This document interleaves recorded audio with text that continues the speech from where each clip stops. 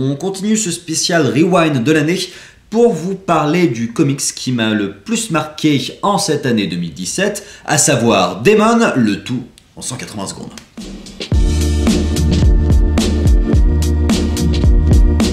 Écrit et dessiné par Jason Shiga, et en 4 volumes, 3 sont déjà sortis, on attend le 4e avec impatience.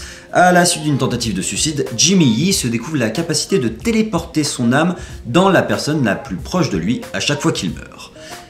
Alors c'est un comics complètement pété et ultra original. Ça fait preuve d'une inventivité folle et d'une précision dans son scénario et dans son intrigue policière, parce que finalement c'est un peu un thriller, qui fait plaisir à voir tant c'est étudié dans le détail.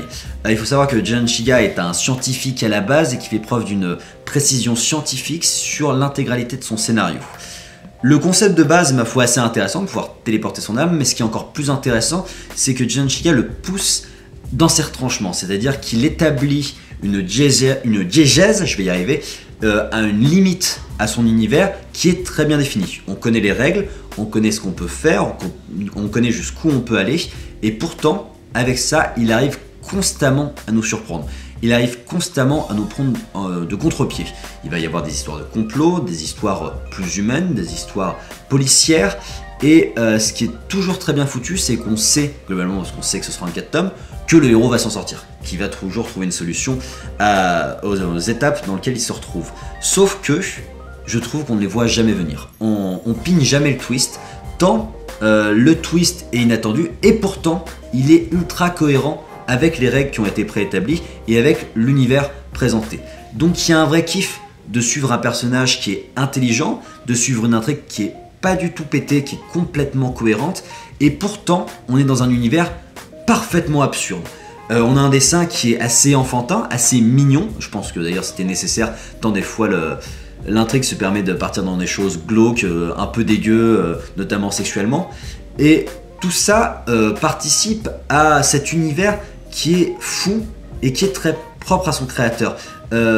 Daemon est vraiment une œuvre auteuriste dans le sens où toutes les ambitions de Jason Shiga, toutes ses idées, tout son côté humain, tout son fond transpire dans cette intrigue vraiment bien foutue, et on sent qu'il l'a mené exactement où il le voulait, avec un style qui n'est pas commun, qui n'est pas fait pour plaire à tout le monde, qui n'est pas fait pour rentrer bien dans les cases, mais qui du coup fait vraiment plaisir parce qu'on a quelque chose d'original, quelque chose qui sort des cases, quelque chose qui se permet des choses extraordinaires et qui du coup nous offre un thriller complètement sous stéroïdes et qui est fantastique. Enfin vraiment, moi j'ai pris un kiff absolu, et tout comme je le disais sur ma critique de Persona 5, mon jeu de l'année, je félicite ce genre d'originalité qui en fait me sort du carcan du comics que je peux connaître pour proposer quelque chose de différent, quelque chose de nouveau et quelque chose de profondément personnel à l'auteur en question.